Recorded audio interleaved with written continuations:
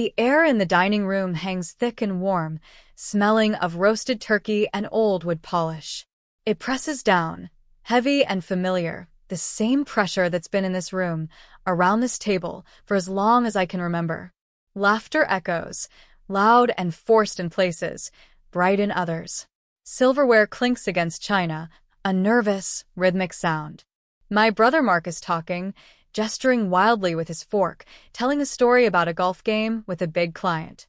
My father is watching him, a proud, indulgent smile fixed on his face, the kind of smile I've seen 1,000 times directed at my brothers. My mother smiles too, a softer, quieter version. They are basking in the reflected glow of his presumed success, the kind of success that matters here. I watch them, a small, tight knot forming in my stomach. It's not a new feeling.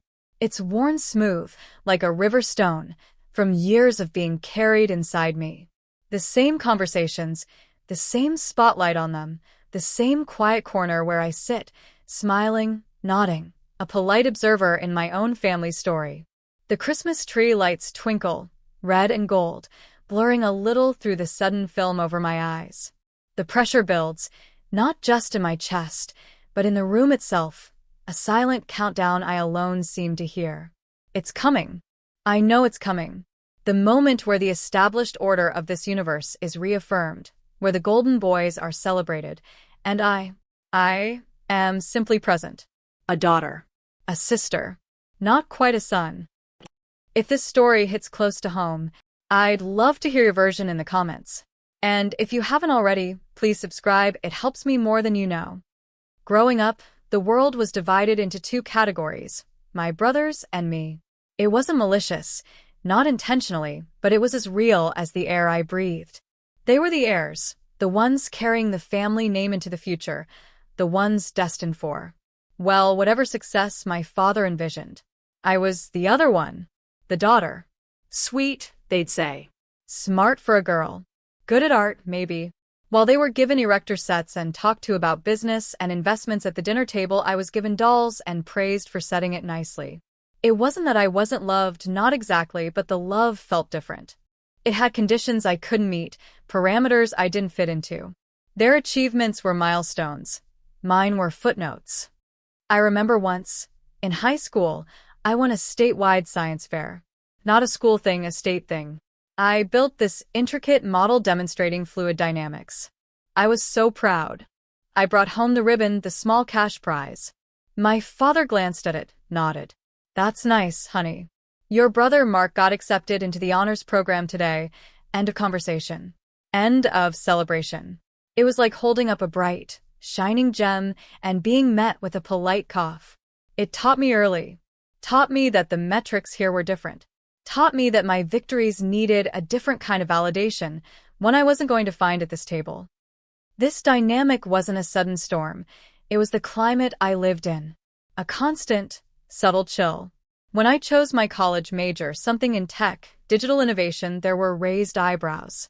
That's interesting. My father had said, the emphasis on interesting, heavy with unspoken skepticism. My brothers were studying finance and law. Traditional. Respectable. My path seemed frivolous, temporary, a phase. Starting my career was a lonely road. Every step felt like climbing a mountain no one else could see. I worked for startups, long hours, low pay, fueled by instant coffee, and a desperate need to build something real, something undeniable. My family's questions were minimal, polite. How's work? Busy. That's nice, no follow-up. No curiosity. Meanwhile, my brothers' careers were discussed in detail, their promotions dissected, their bonuses marveled at. I learned not to share much. It was easier than watching their eyes glaze over, or hearing the subtle shift in tone that dismissed my world. The feeling of being underestimated wasn't just a personal slight, it became fuel. Every late night, every challenging project, every moment of doubt was met with the silent resolve to prove something. Not just to them anymore, but to myself. That the path I'd chosen, the skills I was building, the world I was navigating was valid, was important, was successful. But deep down, The old need for that particular kind of validation, the one that came with my father's proud smile, still ached. There was a moment, maybe 3 years into my career, when it hit me hard. My brother, Tom, had just closed a big deal. My father called a special family dinner just to celebrate. We went to a fancy restaurant. There were toast speeches. My father recounted Tom's journey, his hard work, his brilliance. It was deserved. Tom is smart and hardworking. But sitting there listening, I felt like I was shrinking. That same week, I had pitched a major project that could redefine our company's direction, and it got approved. It was huge for us. I mentioned it briefly to my mother on the phone. She said, "Oh, that's nice. Are you seeing anyone yet?" The contrast was stark. It wasn't just oversight. It felt like a fundamental inability or unwillingness to perceive my professional existence with the same weight as my brother's. That night, driving home from Tom's celebration dinner, something shifted inside me. The old need for their approval didn't vanish, but it was joined by a new, colder determination. I stopped waiting for them to see me. I decided to build my success in a parallel universe, one they didn't inhabit, one where my metrics were the only ones that mattered. I poured myself into my work. I learned everything I could. I sought out mentors who did understand my industry. I built a network of peers who spoke my language. My focus narrowed to one thing: excellence. Undeniable, objective excellence. I stopped talking about my job almost entirely at family gatherings. If asked, I gave vague, pleasant answers. "It's going well. Keeping busy." This seemed to fit their expectations. They could nod, satisfied that I wasn't burdening them with the complexities of my little tech job before moving on to discuss Tom's latest court case or Mark's upcoming merger. It was a different kind of performance, a performance of being the daughter they expected, while my real self, my professional self, thrived in the shadows they cast. The challenges weren't over.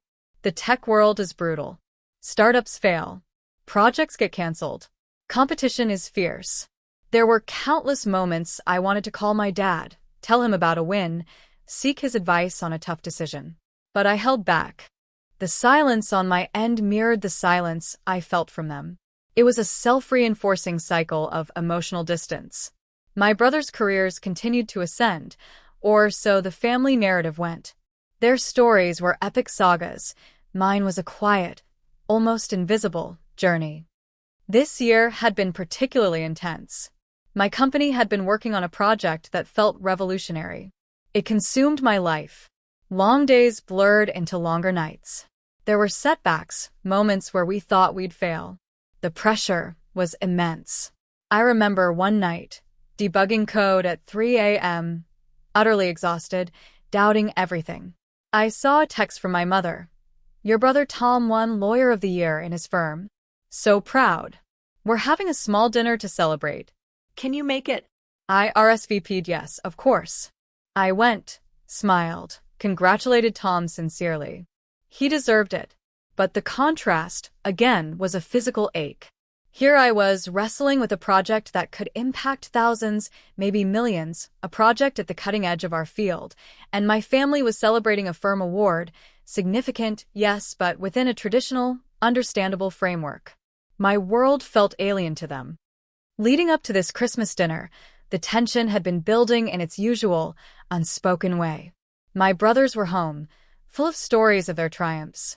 My father was particularly expansive, setting the stage. There were hints about big news Mark had. Tom was already being lauded for his award. I had managed to deflect all questions about my own work with practiced ease. "Oh, same old," I'd say, smiling brightly. Inside, I felt a complex mix of emotions: resignation, bitterness, and a strange, nervous anticipation. Because this year wasn't the same old. My project, the one that had consumed me, the one I barely spoke of, hadn't just succeeded. It had exceeded all expectations. It had gained national attention. And then, completely out of the blue, came the email. Our company had won a major national award for innovation. And my project was the primary reason. I, as the lead, was specifically cited. The email sat in my inbox for a day before I really processed it. I read it 5 times. My hands were shaking. It wasn't just a company win. It was undeniable, external validation on a scale I hadn't dared to dream of. It was objective, Public. verifiable. It wasn't a participation ribbon or a pat on the head. It was a declaration. My first instinct, a knee-jerk reaction ingrained over 30 years, was to downplay it, to keep it quiet. It felt too big, too disruptive to the established family dynamic. But then I thought about Tom's dinner. I thought about the state science fair ribbon. I thought about all the years of feeling invisible. And a cold, quiet resolve settled over me. This wasn't just my success, it was my voice. My moment to finally be seen at this table, not as the sweet daughter with a nice little job, but as the professional I was. The decision solidified. I wouldn't make a scene. I wouldn't interrupt.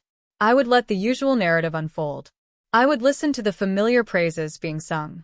And then, when the expected silence fell where my name should have been, I would speak. I wouldn't make demands or accusations. I would simply state a fact. An undeniable, inconvenient fact. I drove to my parents' house today with the award notification letter folded neatly in my purse. Not the award itself, that felt too performative, too much like seeking the validation I'd sworn off. But the official letter, the words, they felt like armor, or maybe a key.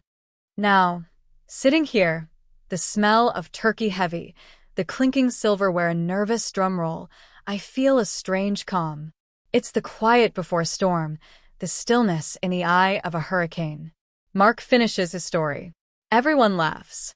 My father smiles, pats Mark on the shoulder.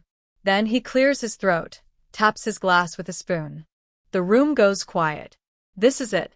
The moment I've anticipated with a mixture of dread and defiance.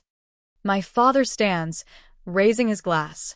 His eyes are bright, sweeping across the faces around the table. He pauses on Tom, on Mark. His smile widens.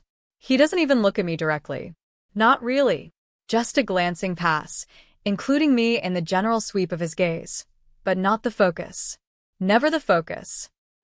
Well, everyone, he begins, his voice warm and resonant. Another year, another Christmas.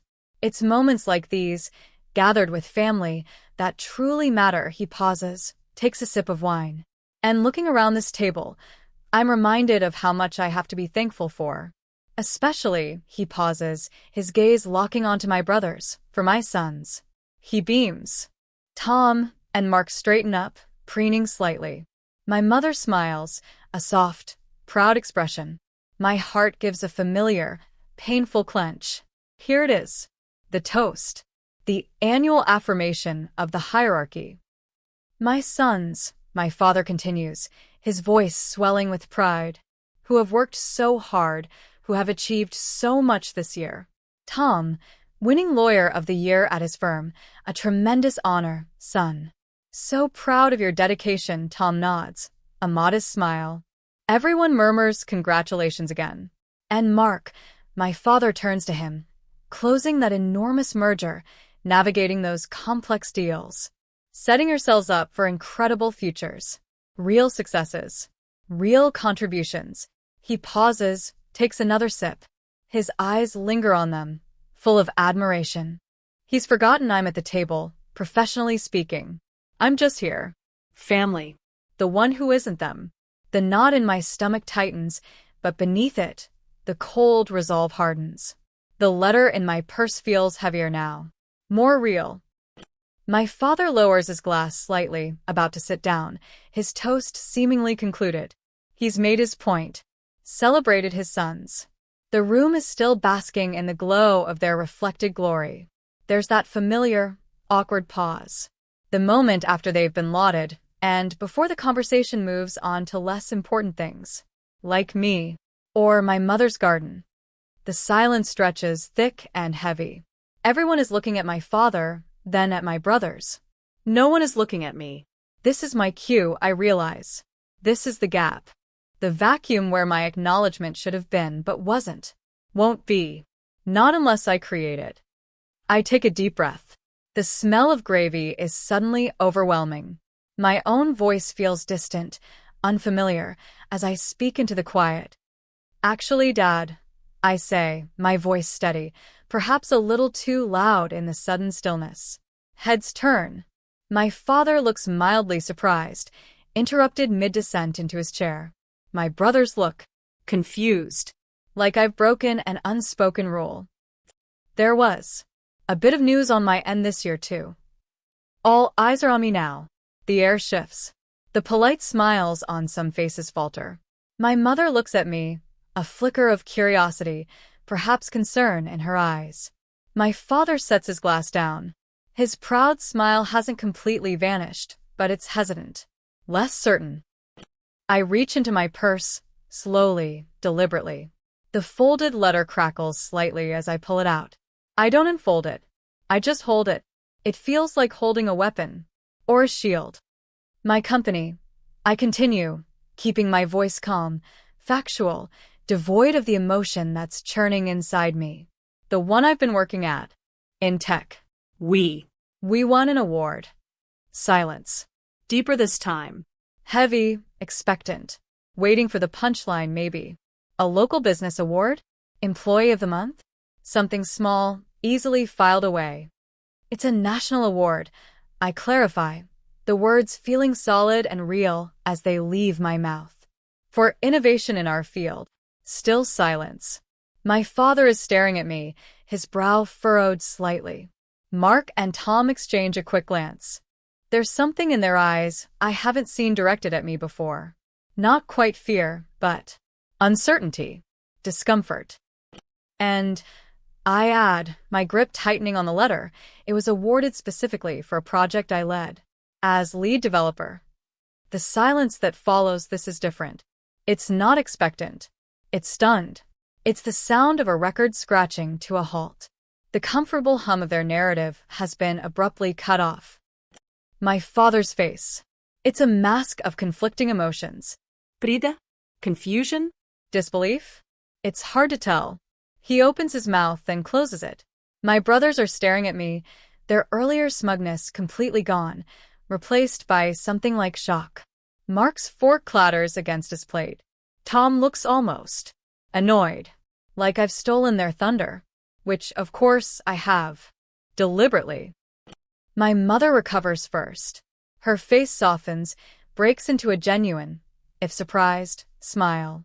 Oh, honey, that's wonderful. Why didn't you say anything? Why didn't I say anything? The irony is so sharp it could cut glass. I smile back at her, a small, sad smile. I didn't think it was a big deal. I say, the lie sliding out easily, a lifetime of practice behind it. It hangs in the air, a subtle accusation wrapped in faux humility. My father clears his throat again.